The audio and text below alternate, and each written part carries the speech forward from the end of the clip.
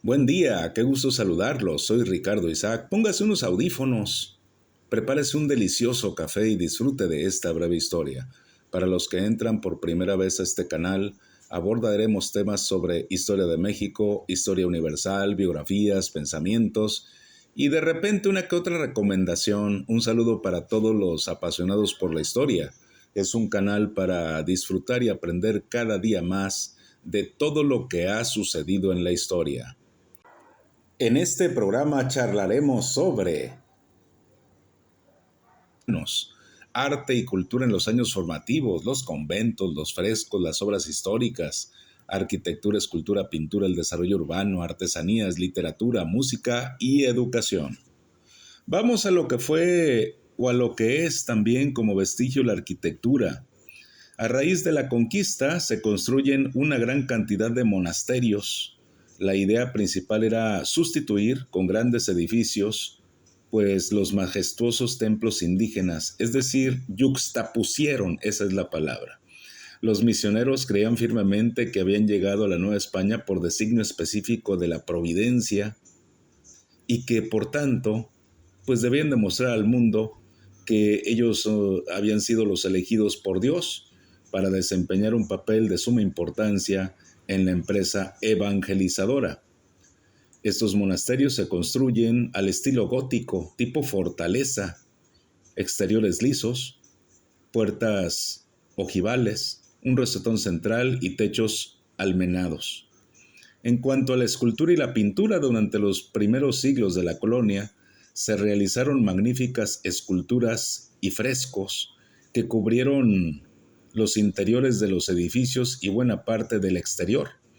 Casi todas las obras eran anónimas y en ellas destacaba la influencia indígena.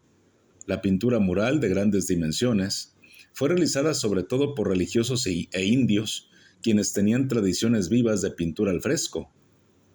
Los temas provenían de la inventiva de frailes para relatar la doctrina o episodios de la evangelización. Tiempo después, debido a la lucha de los gobiernos civiles de la época del México independiente contra el poder de la Iglesia, la época de la Reforma, muchos templos, conventos fueron abandonados o destinados a usos militares o a usos civiles, por lo que una gran parte de la inmensa obra muralista se arruinó o fue cubierta con un encalado. Vamos al desarrollo urbano, las variedades regionales. A finales del siglo XVII existía en Nueva España un buen número de ciudades grandes y medianas. Las de mayor población, México, Puebla, Guadalajara, Guanajuato, Valladolid, hoy Morelia y Veracruz. En las ciudades se establecía la población española y eran la base para el dominio de las tierras conquistadas, por lo que éstas ejercían gran influencia política y económica sobre el territorio que las rodeaba. Había una gran concentración en ellas de las funciones políticas y comerciales de la región, además de funciones judiciales, administrativas, culturales e industriales.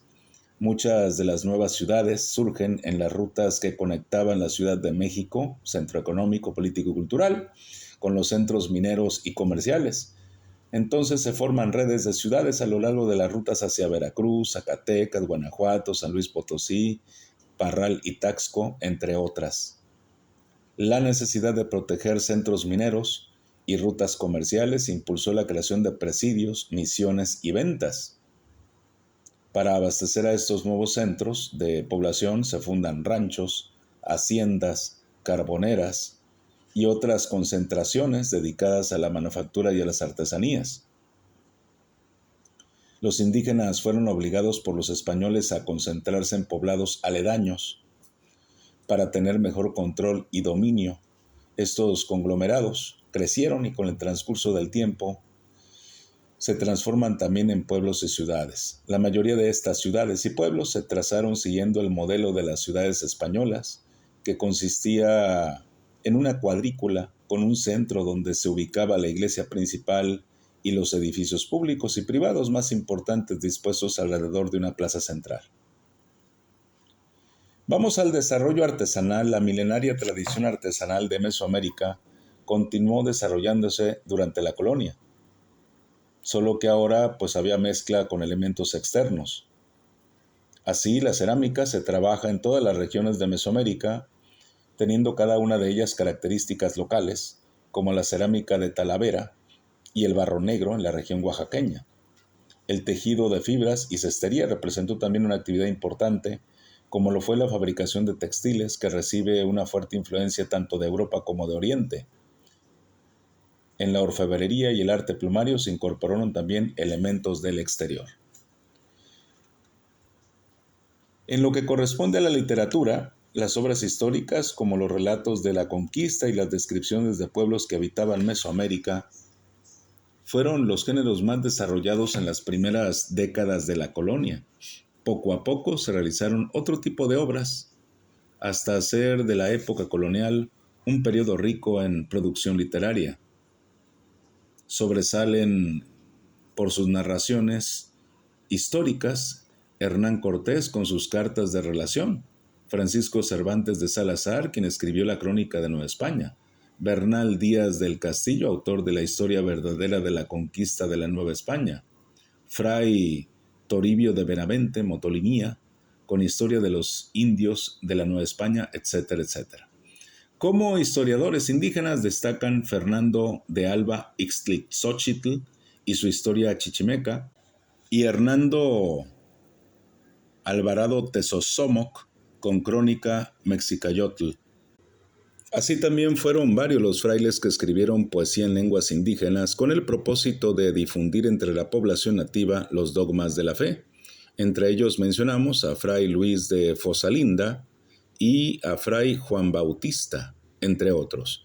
Los indígenas continuaron dibujando códices, esto bajo la dirección de frailes. En ellos explicaban la historia, definían su territorio y describían los tributos. En muchos de estos códices se agregaron explicaciones en caracteres latinos.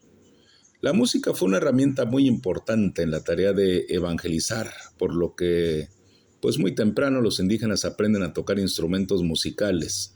Los frailes enseñaban a los indígenas a través del teatro, autos sacramentales, misterios y pastorelas, y debido a este ejemplo, pues rápidamente proliferan los músicos en los pueblos, ya que la música tiene la gran cualidad de servir de válvula de escape para el desahogo y expresión de los sentimientos. Los centros musicales de los primeros siglos de la colonia fueron las catedrales. El maestro de capilla de la Catedral de México era la máxima autoridad musical. El interés primordial de los misioneros en cuanto a educación era integrar a los indígenas al desarrollo de la colonia, por lo que se encargaron precisamente de la educación. Fundaron escuelas que reproducían a la sociedad clasista de la época, entre las que se encontraban colegios para indígenas, colegios para mestizos, colegios para criollos, también había colegios para mujeres, y la Real y Pontificia Universidad de México, fundada en 1547 por el primer virrey de la Nueva España, don Antonio de Mendoza, pronto alcanza fama como vanguardia de la educación superior en América. Alumnos criollos y europeos recibían cátedras filosóficas, científicas, literarias o sobre conocimientos médicos. La imprenta se introduce en 1535, el periodismo se inicia en épocas pues muy tempranas con la Gaceta de México, el Diario de México, la Gaceta de Literatura y el Mercurio Volante. Es así como llegamos al final de esta breve historia hablando de Nueva España y sus relaciones con el mundo, el arte y la cultura en los años formativos, los conventos, los frescos, las obras históricas, la arquitectura, la escultura, la pintura, etc. Soy Ricardo Isaac. Gracias por tu atención a la breve historia. Por favor, si te gustó, dale like, compártelo y suscríbete. Yo voy a tomar tantito café. Hasta luego, gracias.